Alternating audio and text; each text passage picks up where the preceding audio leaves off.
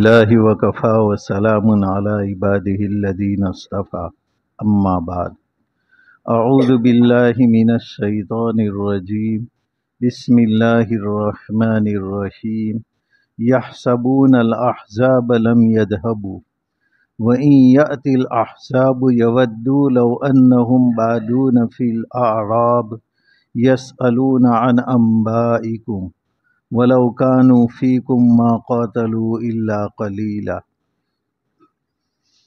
يَحْسَبُونَ الْأَحْزَابَ یحسبون یعنی سمجھنا، احزاب گروہ جماعت،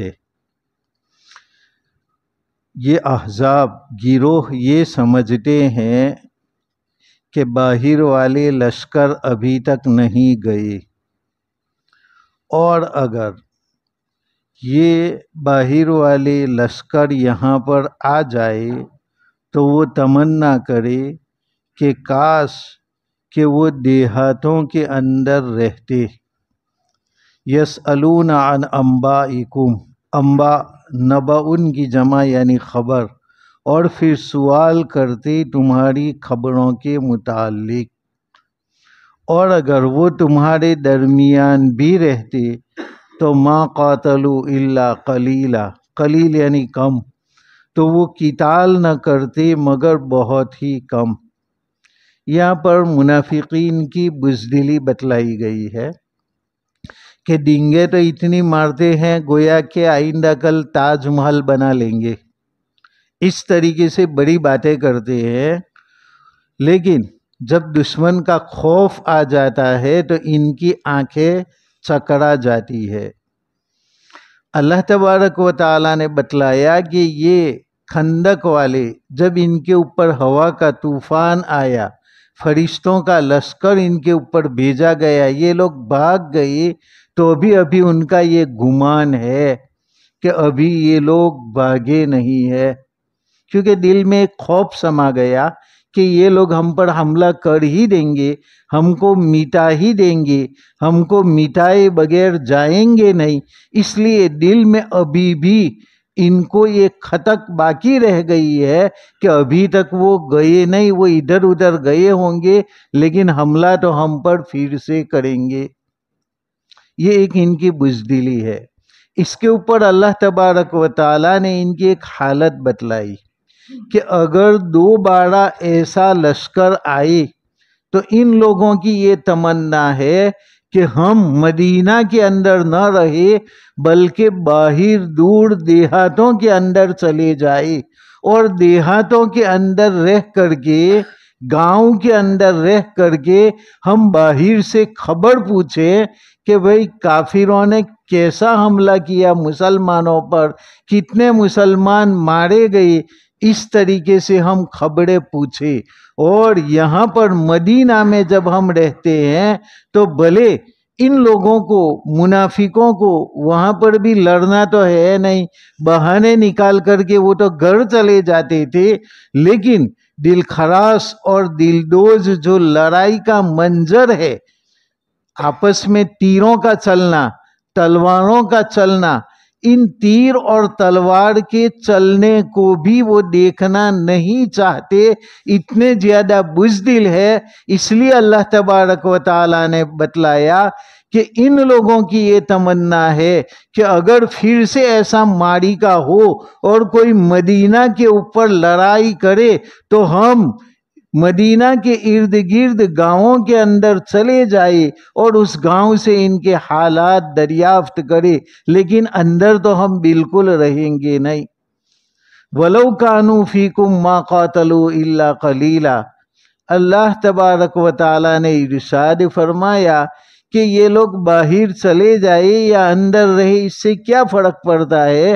اندر رہ کر کے بھی تو وہ بہت کم قتال کرتے ہیں، بس فقط منہ دکھانے کے لیے آتے ہیں اور فوراً واپس چلے جاتے ہیں۔ یہ منافقین کی بزدلی اللہ تبارک و تعالیٰ نے بتلائی۔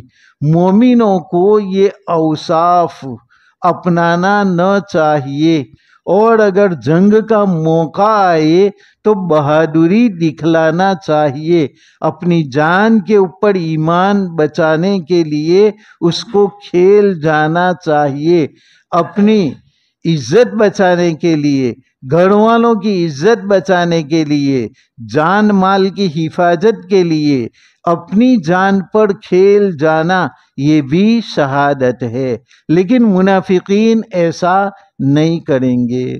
لقد کان لکم فی رسول اللہ اسوۃ حسنہ، اسوۃ یعنی نمونہ، سیمپل، تمہارے لیے رسول اللہ صلی اللہ علیہ وسلم کی ذات میں بہترین نمونہ ہے۔ تمہارے لیے نمونہ اور سیمپل نبی کریم صلی اللہ علیہ وسلم کی ذات ہے۔ ان کی ذات کو دیکھ کر کے تم اعمال کو ان کے مطابق اپناؤ۔ ہم تمام نقالی کرتے ہیں ہیرو اور ہیروئن کی اور یورپ اور امریکہ والوں کی، کہ وہ کیسا کپڑا پہنتے ہیں، وہ کیسا جوتا پہنتے ہیں، وہ کیسا پائجامہ پہنتے ہیں، ان کے بال کی کٹنگ کیسی ہے، ان تمام کے اندر ہم نمونہ بناتے ہیں ان غیروں کو اور اللہ کے دشمنوں کو، جبکہ اللہ تبارک و تعالی فرماتے ہیں کہ نمونہ نبی کی ذات کے اندر تمہارے اندر موجود ہے، کہ نبی نے اپنا چہرہ کیسا رکھا، اپنی داڑھی کیسے بنائی، اپنا لباس کس طریقے سے پہنا، آپ کی چال ڈھال، سونا بیٹھنا اٹھنا، آپ کا پڑوسیوں سے اور رشتہ داروں سے ملنا اور تعلق رکھنا، یہ کس طرح تھا، تو یہ نمونہ بنانا چاہیے، کیونکہ یورپ والوں کے اندر عزت نہیں ہے۔ وَلِلَّهِ الْعِزَّةُ وَلِرَسُولِهِ وَلِلْمُؤْمِنِينَ، عزت تو اللہ کے لیے ہے، رسول کے لیے ہے اور مومنوں کے لیے ہے، لیکن تم نے ظاہری پیسوں کو اور مادی طاقت کو عزت سمجھ لیا ہے، حالانکہ اگر یہ عزت ہوتی تو فرعون بری موت نہ مرتا، اس کے پاس بہت زیادہ سامان تھا اور نہتوں کے پیچھے پڑا ہوا تھا، لیکن دریا برد ہو گیا، اور قارون پانی کی گندی نالی کے اندر زمین کے اندر دھس گیا، اور آج بھی مصر کا جو گندا پانی ہے وہ اسی نالی کے اندر جاتا ہے جہاں پر فرعون دھس گیا تھا، قارون دھس گیا تھا۔ تو قارون کے پاس بھی اتنی دولت تھی، لیکن یہ دولت اس کے کیا کام آئی؟ دولت یہیں پر رہ جائے گی، مادی طاقتیں یہیں پر رہ جائے گی، اللہ تبارک و تعالیٰ کے پاس تمہارے اعمال اور اخلاص پہنچیں گے۔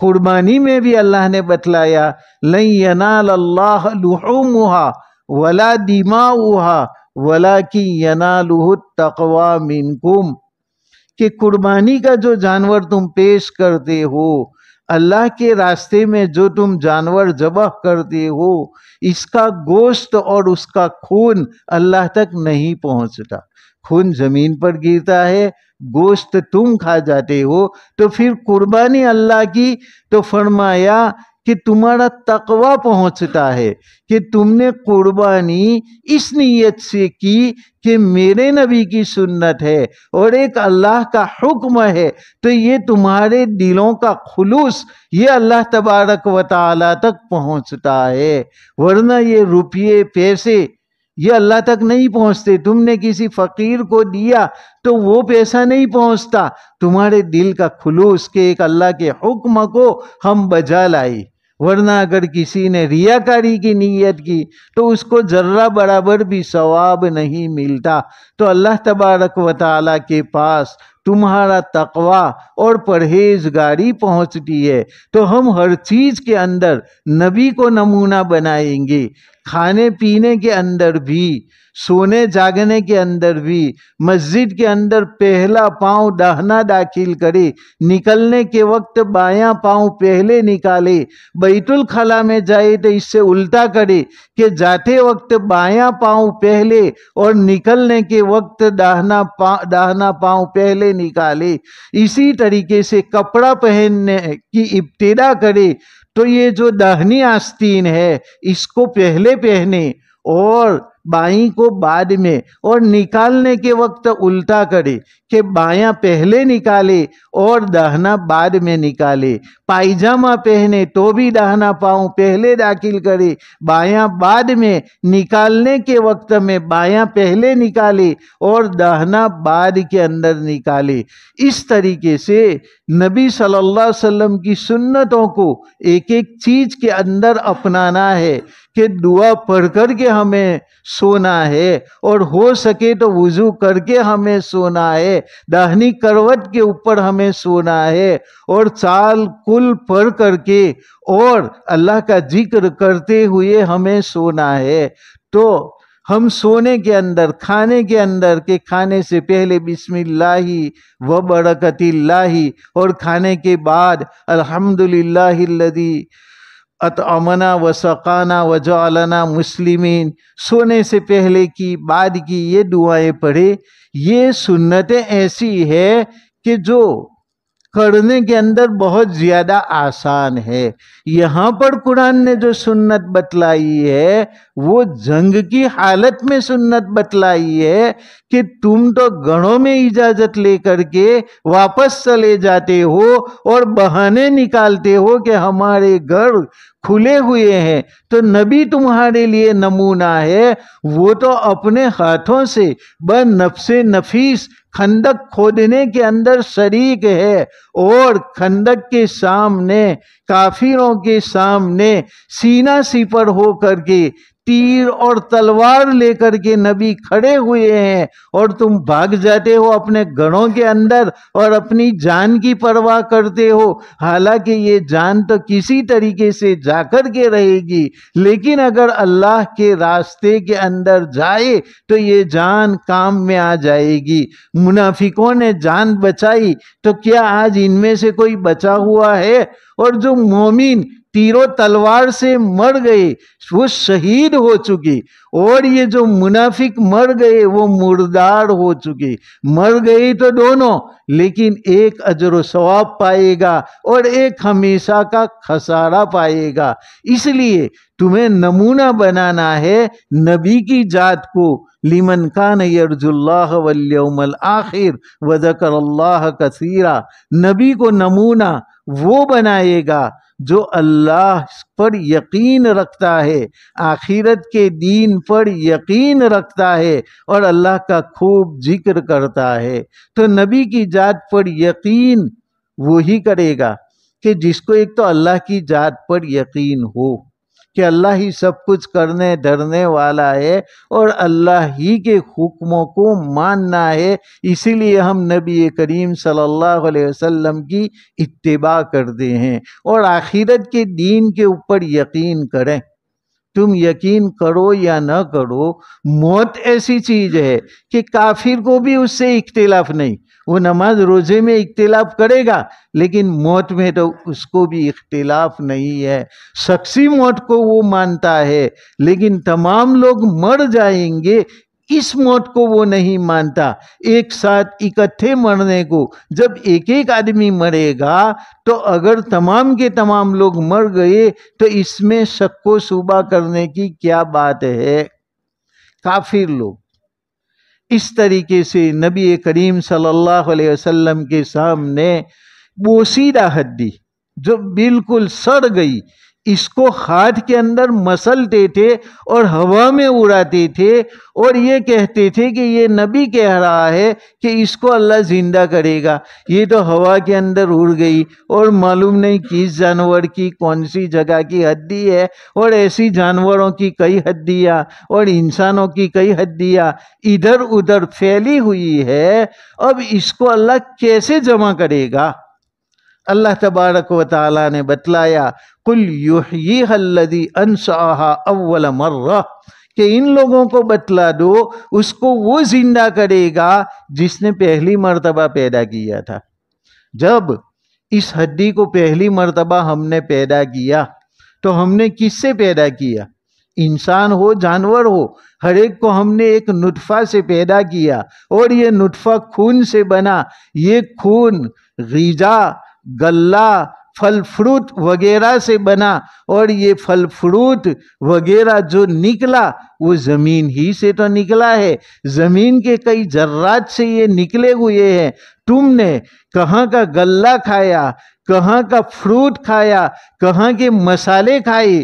کہیں انگلینڈ کا مسالہ آتا ہے، کہیں امریکہ کا مسالہ آتا ہے، یورپ کا مسالہ آتا ہے، اور پھل فروٹ کوئی کشمیر کا آتا ہے اور کوئی ولسار سے آتا ہے۔ ادھر ادھر سے پھل فروٹ آتے ہیں، غلہ اناج وغیرہ بھی ہم مختلف جگہوں سے کھاتے ہیں، کوئی پنجاب سے آ رہا ہے تو کوئی ہریانہ سے آ رہا ہے۔ اس طرح کا غلہ اناج وغیرہ ہمارے گھر کے اندر جمع ہوتا ہے، مختلف قسم کی زمینوں سے۔ یہ جو نکلا ہوا غلہ ہے یہ ہمارے پیٹ کے اندر ایک لقمہ بنتا ہے، اور اس غذا کے ذریعہ یہ خون بنتا ہے، اور اسی خون کے ذریعہ ہڈیاں بنتی ہے۔ تو یہ ہڈی جو تمہاری بنی ہے غذا سے، تو یہ غذا تو مختلف ذرات سے بنی۔ اس غذا کے اوپر سورج کی کرنیں بھی پڑی، چاند کی روشنی بھی پڑی، ستاروں کی تاثیر نے بھی اس میں اثر کیا، تب جا کر کے یہ غلہ اناج وغیرہ اگا ہے۔ تو مختلف کرنوں سے اور مختلف اس کے ذرات سے تم پہلے بھی تو بنے ہوئے ہو، تو تمہارے بننے میں جب تمہیں کوئی شک نہیں تو پھر آخرت میں دوبارہ پیدا ہونے میں تمہیں شک کیسے پیدا ہو گیا؟ تو اللہ تبارک و تعالی یہاں پر فرماتا ہے کہ رسول کی ذات کو نمونہ بنائے وہ لوگ کہ جو اللہ پر اور یوم آخرت پر یقین رکھتے ہیں، اور اس کے لیے وہ اللہ کا ذکر کثرت سے کرتے ہیں۔ اللہ کا ذکر، نماز، واقیم الصلاۃ لذکری، میرے ذکر کے لیے نماز کو قائم کرو۔ نماز بھی اللہ کا ذکر ہے، روزہ بھی، حج بھی، زکوٰۃ بھی، تلاوت بھی، اور جو ہم سبحان اللہ الحمدللہ وہ تو ہے ہی ذکر، لیکن تمام کی تمام عبادات ذکر ہے۔ تو جو سچا مومن ہے اور عبادت کرتا ہے، ان لوگوں کو چاہیے کہ وہ رسول کی ذات کو نمونہ بنائے، یہ نہ دیکھے کہ کپڑے میں آج کیا فیشن چل رہی ہے، بلکہ یہ دیکھے کہ ہمارے نبی کریم صلی اللہ علیہ وسلم اور صحابہ کرام ان کا طریقہ اس کے اندر کیا تھا، ان کی طرح ہم چہرے کی وضاحت اور حیت بنائے اور ان کی طرح ہم معمولی زندگی بنائے تو اللہ تعالیٰ دنیا اور آخرت میں کامیاب کرے گا۔ وَلَمَّا رَأَى الْمُؤْمِنُونَ الْأَحْزَابَ، رأى یعنی دیکھنا، اور جب مومنوں نے گروہوں کو دیکھا، کافروں نے دیکھا تب ان کے دل تو گلے تک آ گئے، لیکن مومنوں نے دیکھا قالوا هذا ما وعدنا اللہ ورسولہ، تو مومنوں نے کہا یہی تو وہ چیز ہے جس کا وعدہ ہم سے اللہ اور رسول نے کیا تھا۔ وصدق اللہ ورسولہ، صدق یعنی سچ بولنا، اور سچ کہا اللہ نے اور اس کے رسول نے۔ وما زادہم الا ایمانا وتسلیما، اور اس گروہ نے ان کے ایمان اور اطاعت کو، تسلیم یعنی مان لینا، اطاعت کر لینا، ان کے ایمان اور اطاعت کو اور زیادہ بڑھا دیا۔ ایک طرف کافر لوگ ہیں کہ جن کے دل گلوں تک آ گئے، مومن نے جیسے ہی دیکھا تو تمام کی زبان سے یہ نکلا کہ اسی کا تو اللہ تبارک و تعالیٰ نے وعدہ کیا تھا، اللہ نے قرآن میں بھی وعدہ کیا تھا کہ حسبتم ان تدخلوا الجنہ ولما یأتکم مثل الذین خلوا من قبلکم، کہ کیا تم یہ سمجھے کہ تم نے یہ کہہ دیا کہ ہم ایمان لاتے ہیں اور تم سیدھے جنت میں چلے جاؤ گے، حالانکہ تمہارے اوپر پہلے لوگوں کے سے حالات نہیں آئے۔ مستہم البأساء والضراء، ان کے اوپر سنگین حالات اور مصائب آئے۔ حتی یقول الرسول والذین آمنوا معہ متی نصر اللہ، یہاں تک کہ رسول بھی اور مومنین بھی یہ کہنے لگے کہ اللہ کی مدد کب آئے گی۔ حالات اتنے سنگین مومنوں کے اوپر آتے ہیں اور اس کی بنا پر چھٹائی ہو جاتی ہے منافقین کی اور مومنوں کی۔ جو منافق ہوتا ہے، آج بھی بہت سارے لوگ مسلمانوں کے خلاف مسلمان ہو کر کے بولتے ہیں، میڈیا کو اور لوگوں کو اور سرکار کو خوش کرنے کے لیے۔ یہ کیا ہے؟ ایک نفاق ہے کہ ایک مومن ہو کر کے ہمیشہ مسلمانوں کے خلاف بولنا۔ زیادہ تر ہمارے مسلم اینکروں کی بھی یہ عادت ہو گئی ہے کہ بس ان کو مسجد دے دینا چاہیے اور ایسا نہ کرنا چاہیے، اس طریقے سے باتیں کرتے ہیں۔ تو یہ نفاق اس سے ان کا کھل جاتا ہے۔ لیکن جو مومن ہوتا ہے وہ مصائب کے اوپر نفاق نہیں بتلاتا، بلکہ وہ کہتا ہے کہ آزمائش کا آنا، یہ تو اللہ نے خود قرآن میں فرمایا، تو آزمائش تو مومنوں پر ہی آئے گی۔ وَلَنَبْلُوَنَّكُمْ بِشَيْءٍ مِّنَ الْخَوْفِ وَالْجُوعِ، خوف سے بھی آزمائیں گے، قحط اور بھوک سے بھی آزمائیں گے۔ وَنَقْصٍ مِّنَ الْأَمْوَالِ وَالْأَنفُسِ، تمہارے مال بھی کم ہوں گے، تمہاری جانیں بھی جائے گی، وہ بھی کم ہوگی۔ وَالثَّمَرَاتِ، تمہارے پھل بھی، کھیتی بھی کبھی کم ہو جائے گی۔ اس طریقے سے اللہ تبارک و تعالی آزمائے گا۔ وَلَنَبْلُوَنَّكُمْ فِي أَنفُسِكُمْ وَأَمْوَالِكُمْ، تمہاری جان میں بھی آزمائیں گے، تمہارے مالوں کے اندر بھی آزمائیں گے۔ یہ اللہ کا وعدہ ہے۔ اور رسول نے بھی یہ بات کہی تھی کہ سَيَسْتَدُّ الْأَمْرُ بَعْدَ اجْتِمَاعِ الْأَحْزَابِ عَلَيْكُمْ، کہ تمہارے اوپر معاملہ سنگین ہونے والا ہے جب تمام لوگ اکٹھا ہو کر کے تم پر چڑھ دوڑیں گے۔ وَالْعَافِيَةُ لَكُمْ عَلَيْهِمْ، اور اچھا انجام تمہارا ہوگا ان کے اوپر، تم غالب رہو گے۔ یہ آپ صلی اللہ علیہ وسلم نے پہلے سے بتلا دیا تھا۔ تو جیسے ہی گروہوں کو دیکھا تو کہا کہ اللہ نے بھی سچ کہا، رسول نے بھی بالکل سچ کہا، اور ہم سے پہلے سے یہ وعدہ کیا گیا تھا۔ تو ان کا ایمان تو اور زیادہ بڑھ گیا کہ اللہ اور رسول نے جو کہا وہ ہمارے سامنے، آنکھوں کے سامنے ہم دیکھ رہے ہیں۔ من المؤمنین رجال صدقوا ما عاہدوا اللہ علیہ، مومنوں میں سے بعض تو وہ لوگ ہیں جنہوں نے سچ کر دکھلایا، ما عاہدوا یعنی عہد کرنا، جو عہد انہوں نے اللہ تبارک و تعالی سے کیا تھا۔ فَمِنْهُمْ مَنْ قَضَى نَحْبَهُ وَمِنْهُمْ مَنْ يَنْتَظِرُ، قضا یعنی پورا کرنا، اور نحب یعنی نظر، اور ان میں سے بعض وہ ہے جنہوں نے اپنی نظر پوری کر لی، اور ان میں سے بعض من ينتظر، ينتظر یعنی انتظار کرنا، اور ان میں سے بعض ابھی انتظار کر رہے ہیں۔ وَمَا بَدَّلُوا تَبْدِيلًا، اور انہوں نے ذرہ برابر بھی اپنے قول اور عہد کو بدلا نہیں ہے۔ مومنوں کے اندر بتلایا کہ بدر کا جو واقعہ تھا وہ اچانک پیش آ گیا تھا۔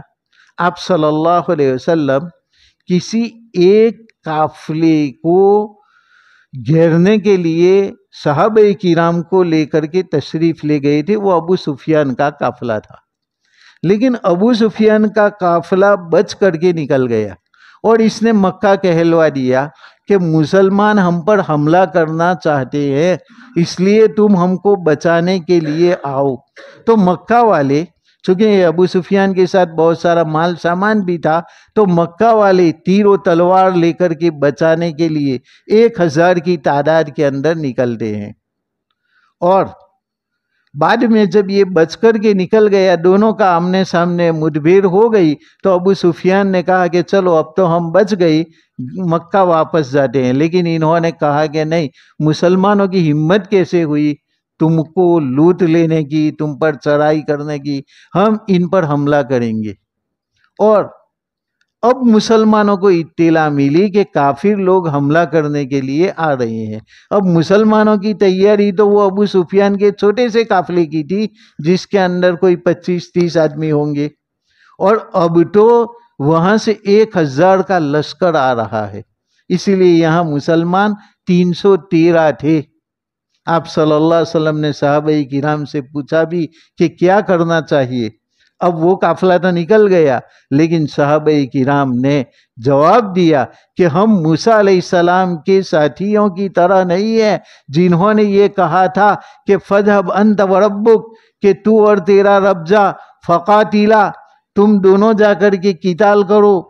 تم کیا کرو گے؟ تو کہ اِنَّا هَاهُنَا قَاعِدُونَ، ہم تو یہاں پر بیٹھیں گے، ہم تمہارے ساتھ لڑنے کے لیے نہیں آتے۔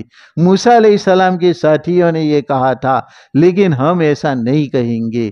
آپ ہمیں اگر دریا میں کودنے کا بھی حکم دے دیں گے تو ہم دریا میں کود پڑیں گے، ہم کسی چیز سے ڈریگ نہیں کریں گے۔ اور پھر صحابہ کرام کی جانثاری جب تھی تو آپ صلی اللہ علیہ وسلم نے ایک چھوٹا سا قافلہ 313 کا تھا اور 1000 کا مقابلہ کیا، اور 70 کافروں کو قتل کیا، اور 70 قید ہوئے، اور بقیہ سب بھاگ گئے۔ اب اس لڑائی کے اندر صحابہ کرام جو شہید ہو چکے تھے تو ان کے متعلق آپ صلی اللہ علیہ وسلم نے پیشین گوئی کی تھی، آپ صلی اللہ علیہ وسلم نے خوشخبری سنائی تھی کہ اعملوا ما شئتم قد غفر اللہ لکم، کہ یہ جو تھے شہید وہ تو شہید ہو چکے، لیکن جو زندہ بچے ان کو بھی یہ خوشخبری سنائی کہ اب تم کچھ بھی عمل کرو، اللہ نے تمہاری مغفرت کر دی۔ حالانکہ ابھی تمہاری زندگی باقی ہے، معلوم نہیں کیا عمل کرو گے، لیکن بدر کا خلوص اللہ کو اتنا پسند آ گیا کہ اس کے بعد وہ کوئی گناہ بھی کرے تو ان کو کچھ بھی نقصان نہیں ہوگا۔ جب یہ خوشخبریاں سنی تو وہ صحابہ کرام جو مکہ میں رہ گئے تھے، کیونکہ ان کو تو اطلاع نہیں تھی، یہ تو اچانک باہر سے ہی جنگ پیش آ گئی تھی، تو انہوں نے جو صحابہ کرام شرکت نہیں کر سکے، انہوں نے کہا تھا کہ اب کی بار اگر کوئی معرکہ پیش آیا تو اللہ ہمیں بھی دیکھ لے گا کہ ہم بھی کیسی جانثاری دکھلاتے ہیں تاکہ ہمیں بھی وہ درجات ملے۔ یہ مخلص صحابہ کرام نے کہا تھا، لیکن اس میں جو منافق ہے وہ بھی پیچھے نہیں رہتے تھے، وہ بھی کہتے ہیں ہاں ہم بھی حملہ کریں گے، لیکن وہ وقت پر کچھ کرتے نہیں تھے۔ تو اللہ نے ان لوگوں کی بات بتلائی جو پکے مومن تھے کہ ان میں سے بعض مومنین نے وہ وعدہ سچ کر دکھلایا جو انہوں نے اللہ سے عہد کیا تھا، جیسے کہ حضرت انس ابن نضر رضی اللہ تعالیٰ عنہ، جو حضرت انس ابن مالک آپ صلی اللہ علیہ وسلم کے خادم ان کے چچا تھے۔ احد کے اندر جب معمولی سی صحابہ کرام کی ایک تھوڑی سی غلطی ہو گئی تھی کہ جس پہاڑی پر صحابہ کرام کو بٹھایا تھا اس میں سے زیادہ تر اس پہاڑی سے ہٹ گئے تھے، حالانکہ ان کو کہا تھا کہ اس پہاڑی سے مت ہٹنا، لیکن جب مسلمان جیت گئے تو ان میں سے اکثر ہٹ گئے، بس 10-15 آدمی باقی رہے۔ اسی پہاڑی سے کافر لوگ آئے اور یہیں سے حملہ کیا اور مسلمانوں کے درمیان افراتفری پھیل گئی۔ اس طریقے کا معاملہ ہوا تھا۔ اس افراتفری کے درمیان اب وہ صحابہ کرام جنہوں نے پہلے سے وعدہ کیا تھا وہ ثابت قدم رہے۔ ان میں سے انس ابن نضر تھے، معاذ حضرت سعد ابن معاذ رضی اللہ تعالیٰ عنہ پوچھتے ہیں کہ انس تم کدھر جا رہے ہو؟ کہا مجھے تو جنت کی خوشبو آ رہی ہے اور پہاڑ کی جانب سے، اور گئے مردانہ وار مقابلہ کیا اور کئی کافروں کو تہے ٹیک کر کے یہ خود بھی شہید ہو گئے، مصعب ابن عمیر بھی شہید ہو گئے، ایسے بہت سارے صحابہ کرام شہید ہو گئے۔ تو اللہ نے بتلایا کہ بہت سارے مومنین انہوں نے اپنا عہد پورا کر دیا۔ وَمِنْهُمْ مَن يَنْتَظِرُ، بہت سارے صحابہ کرام ابھی بچے ہوئے ہیں، ابھی ان کو شہادت نصیب نہیں ہوئی، لیکن وہ بھی انتظار کر رہے ہیں کہ ہم بھی اللہ کے راستے کے اندر جان دے دیں گے۔ یہ سچے صحابہ کرام ہے۔ فَمِنْهُمْ مَنْ قَضَى نَحْبَهُ، جنہوں نے نظر کو پورا کر دیا، تو بعض لوگ تو وہ ہے وَمِنْهُمْ مَن يَنْتَظِرُ، بعض تو انتظار کرتے ہیں اور ذرہ برابر بھی انہوں نے تبدیلی نہیں کی. لِيَجْزِيَ اللَّهُ الصَّادِقِينَ بِصِدْقِهِمْ، تاکہ انجام کار اللہ تبارک و تعالی سچے لوگوں کو بدلہ دے ان کی سچائی کی وجہ سے. وَيُعَذِّبَ الْمُنَافِقِينَ إِنْ شَاءَ أَوْ يَتُوبَ عَلَيْهِمْ، یعذب عذاب دینا اور یتوب توبہ قبول کرنا. اور اللہ تبارک و تعالی منافقین کو چاہے تو عذاب دے اور چاہے تو ان کی توبہ قبول فرمائے. بے شک اللہ تبارک و تعالی بڑا بخشنے والا اور بڑا مہربان ہے. یہ اللہ تبارک و تعالی نے مومنوں کی قربانیاں بتلائی، جس کا انجام یہ ہوگا کہ سچے لوگوں کو اور مخلص مومنوں کو اللہ تبارک و تعالی بخش دے گا اور ان کو بہترین بدلہ دے گا. اور جو منافقین ہے، بخشنے کی باری آئی تو اللہ نے یقینی طور پر بتلا دیا کہ ہم بخش دیں گے. منافقین کے بارے میں اللہ کی رحمت دیکھو کہ اللہ نے فرمایا کہ چاہے تو ان کو عذاب دے، چاہے ان کو توبہ کی توفیق دے. ابھی بھی اللہ تبارک و تعالی نے اپنا دروازہ ان لوگوں کے لیے کھلا ہوا رکھا ہے کہ اگر تم توبہ کرو گے تو اللہ تمہاری توبہ کو قبول کر لے گا.